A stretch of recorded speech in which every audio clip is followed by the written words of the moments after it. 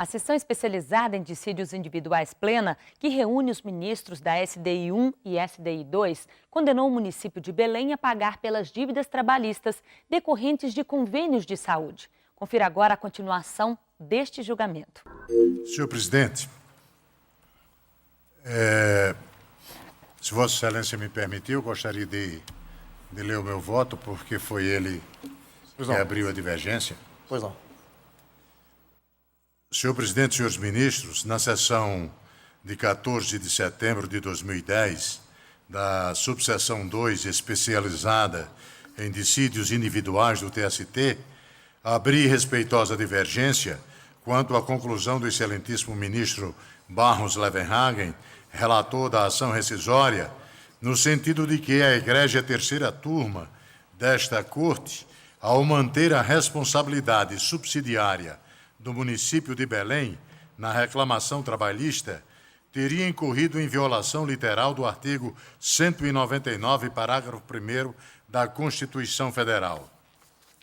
Naquela oportunidade, ressaltei que, por uma questão de coerência com o posicionamento adotado no âmbito da Egrégia Quinta Turma e com amparo em precedentes desta Corte, seria irrelevante o fato de a prestação de serviços ter sido levada a efeito por celebração de convênio com entidade particular para incidência do item 4º da súmula 331 do TST.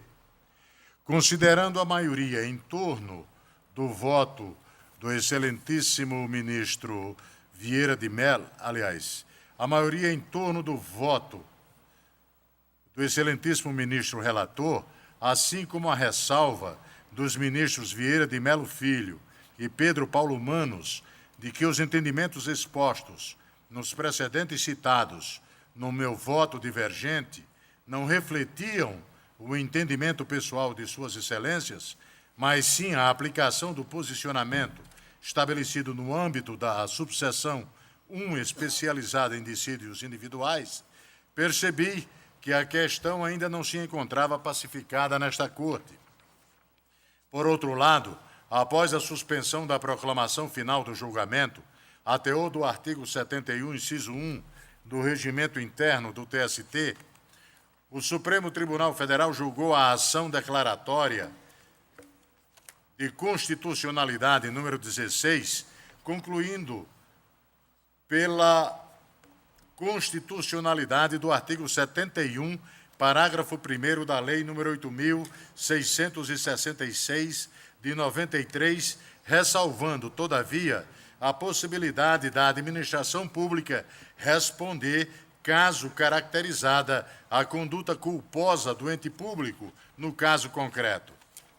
Pois bem, nos termos do artigo 199, parágrafo 1º da Constituição Federal, as instituições privadas poderão participar de forma complementar ao Sistema Único de Saúde, segundo diretrizes deste, mediante contrato de direito público ou convênio, tendo preferência às entidades filantrópicas e às sem fins lucrativos.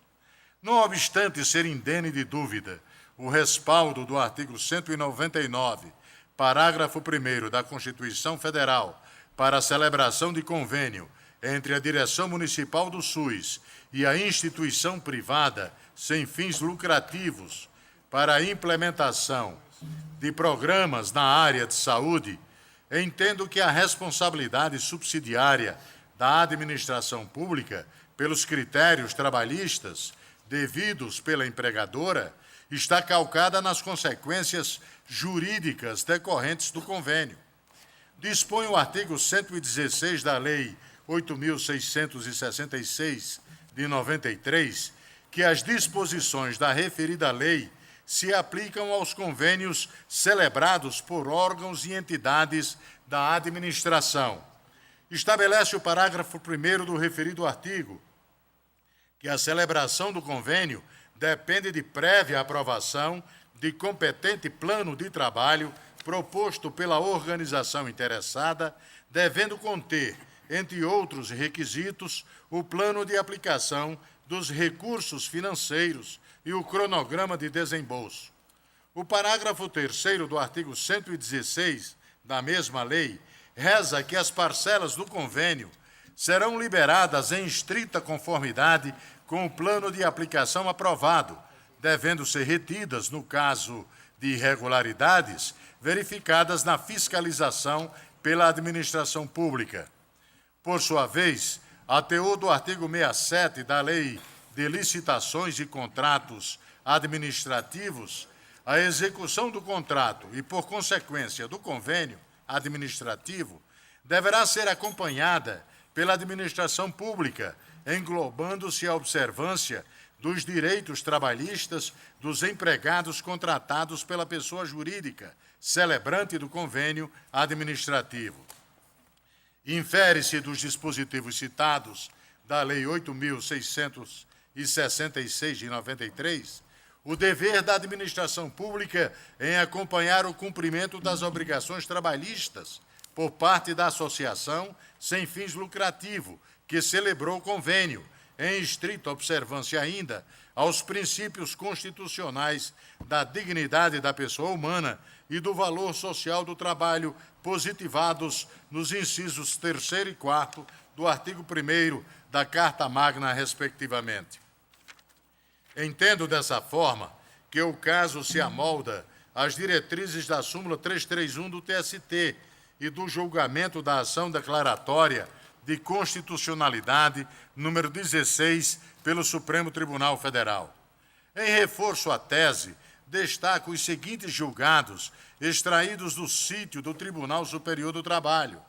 O primeiro, senhor presidente, vem da SDI1, que é o ERR 66200, dígito 65, de autoria de César Leite de Carvalho, data de julgamento 11 de março de 2010. Trago outro, senhor presidente, desta feita, do ministro Aloísio Corrêa da Veiga, também na SDI, data de julgamento 15 de outubro de 2009. Mais um, senhor presidente, da SDI1, da lavra da ministra Rosa Maria Weber, publicado em 26 de junho de 2009. Tem o AIRR da primeira turma da lavra do ministro Valmir Oliveira da Costa, data de julgamento 25 de maio de 2011.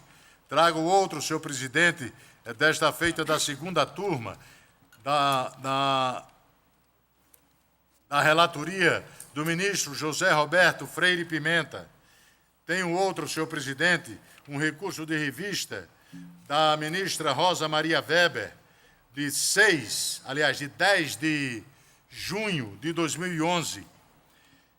Mais um, senhor presidente, da quarta turma, é o AIRR da relatoria do ministro Milton de Moura França.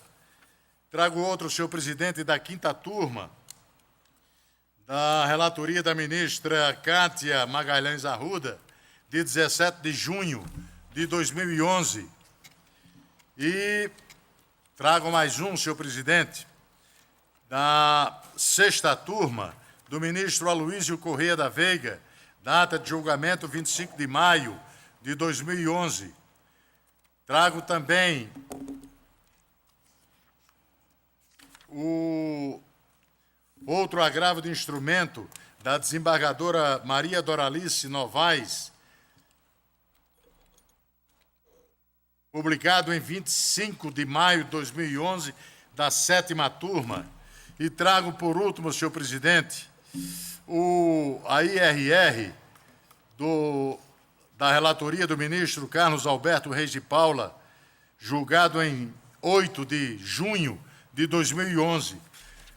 E curioso, senhor presidente, que são as 8 turmas que compõem este tribunal, todas votam de acordo com a divergência, além dos precedentes da própria SDI1. Nessa esteira, eu peço mais uma vez, venha ao excelentíssimo senhor ministro Barros Levenhagen, para concluir pela incidência do item 4º da súmula 331 do TST, no caso de convênio firmado entre a administração pública e entidades sem fins lucrativos, sempre que demonstrada a conduta culposa por parte do ente público, em consonância com a nova redação do verbete e com o julgamento da ação declaratória de constitucionalidade número 16 pelo Supremo Tribunal Federal. É o voto, senhor presidente. Eu sigo tomando votos agora. Tomo o voto da ilustre desembargadora revisora, que por um lapso eu não colhi com precedência, tal como manda o regimento. Desembargadora Maria Doralice Novaes. Pois não, senhor presidente. Tal como ele se relatou, senhor presidente, eu penso que não se pode equiparar o convênio aos contratos de prestação de serviço para imputar ao ente público a responsabilidade subsidiária. Entendo, senhor presidente, que nessa modalidade não há controle ou fiscalização do cumprimento das obrigações trabalhistas. Logo, não pode haver culpa em vigilando da administração pública. Portanto, não pode haver também responsabilidade subsidiária. Acompanho o voto de Sua Excelência, senhor presidente. Prossigo tomando votos. Ministro Lélio, com o voto de Vossa Excelência. Senhor presidente, conquanto me empolgue a tese abraçada pelo imenso relator no tocante à matéria de fundo, que é o entendimento que já sustentei aqui na SDI fui vencido, eu tenho dificuldade, no caso concreto, com a fundamentação trazida pelo autor da ação rescisória, que se calca nos artigos 197 e 199, parágrafo 1º da Constituição da República. Nenhum desses dispositivos trata da responsabilidade subsidiária. Trata, sim, da possibilidade da celebração do convênio. Ora, o Tribunal, a Igreja Terceira Turma, rechaçou a alegação de violação desses dispositivos, exatamente afirmando que o Tribunal Regional deu validade, não negou validade ao convênio. Não é? Talvez tivesse sido mais feliz o autor se tivesse calcado sua pretensão na violação do artigo 37, parágrafo 6º, que estava igualmente pré-questionado no acordo do Tribunal Regional, mas não foi ventilado na ação rescisória. Então, com essas considerações, senhor presidente, sem me comprometer com a tese de aplicabilidade da súmula 3314 no caso concreto, que acho que é efetivamente duvidosa, eu peço vênia para acompanhar a divergência, por fundamento diverso. Ministro Luiz Correia da Veiga. Senhor presidente, também peço vênia, eminente relator. Estou acompanhando a divergência. Na realidade, nós discutimos bastante aqui na STI com relação, até mesmo fazendo a distinção entre convênio e entre o convênio e o contrato, na medida em que a própria Associação de Pais e Mestres ela teria uma característica diversa do convênio em geral de saúde, porque no Pais e Mestres não há dinheiro público, né? São os pais e mestres que bancam, né? E eles, pelo menos as questões de recursos são trazidas da iniciativa privada. Nesses convênios, há uma substituição do próprio Estado pelas ONGs que ele indica para gerir esses movimentos. São organizações, são associações, entidades sem fim lucrativo, como o QER, 199, parágrafo 1º, mas que, na realidade, recebem dotação pública. Do momento que recebe a dotação pública e todo esse sistema de saúde é naturalmente custeado pelo próprio município, haverá, naturalmente, a responsabilidade em vigilando, notadamente porque se trata da aplicação de recurso público. Por essa razão, que é um entendimento no sentido da diferença entre o convênio típico celebrado com outras associações. Então, na realidade, em havendo a necessidade da culpa e vigilando, não estaria, naturalmente, por ofender o artigo 199, parágrafo 1º, e inserir no próprio item 4 da súmula 331, agora item 5º, por força da própria responsabilidade em vigilando do ente público que custeia. Por isso, pedindo a máxima vênia, eu estou acompanhando a divergência pela improcedência do pedido rescisório. Ministro Horácio, com o voto de Vossa Excelência. Senhor presidente, senhores ministros, creio que a celebração de convênio de prestação de serviço não exclui a responsabilidade da administração pública pelas consequências jurídicas advindas desta celebração, pois não é crível que o tomador do serviço se exima da responsabilidade subsidiária pelas obrigações trabalhistas do prestador de serviço para com os empregados que executaram e deram cumprimento ao convênio celebrado, mormente quando os serviços prestados foram em proveito do próprio município. É certo que a Constituição Federal permite que alguns serviços públicos essenciais sejam prestados pelo particular em regime de franca cooperação com a administração pública. Também é certo que o contrato administrativo não se confunde com o convênio. Aquele pressupõe interesses antagônicos da administração e do contratado, neste caracterizado pelo intuito dos pactuantes de recíproca colaboração. Os entes conveniados têm objetivos comuns, geralmente atividades de fomento. No entanto, esta distinção não afasta a responsabilidade subsidiária do ente federado. Isso porque o poder público, ao ajustar convênio com essas associações civis, além de lhes ceder sua atividade fim, repassa-lhes verbas públicas. O ente federado realiza a escolha da parte conveniada, repassa-lhe verba pública e exerce o controle finalístico de sua atuação. Se bem não escolhe, incorre em culpa em elegendo. Se bem não fiscaliza, incorre em culpa em vigilando. Vale dizer que o dinheiro assim repassado não muda a natureza por força do convênio. Ele é utilizado pelo executor do convênio, mantida a sua natureza de dinheiro público. Por essa razão, é visto como alguém que administra dinheiro público, estando sujeito ao controle financeiro e orçamentário previsto no artigo 70, parágrafo único da Constituição. Cada vez mais, toca a esta Corte a resolução de situações em que entes públicos, estados, municípios ou Distrito Federal, embora responsáveis pela prestação de serviço público à população, delega tal encargo a particulares de forma pouco criteriosa, acarretando prejuízos ao trabalhador que despendeu toda a sua força laboral em proveito da própria administração pública.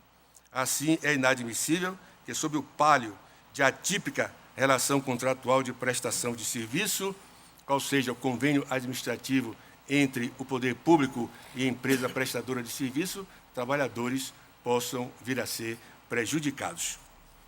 Por isso, senhor presidente, creio que a situação atrai a aplicação ou a incidência da súmula 331, na fórmula como nós atualmente já a redigimos, de acordo com a necessidade de fiscalização inerente à própria atividade desenvolvida. Portanto, peço vênia ao eminente relator para acompanhar a divergência. Depois do intervalo, acompanhe o posicionamento dos demais ministros na sessão plena que decidiu que o município de Belém é responsável por dívidas trabalhistas de convênio. Eu volto daqui a pouco. Até já.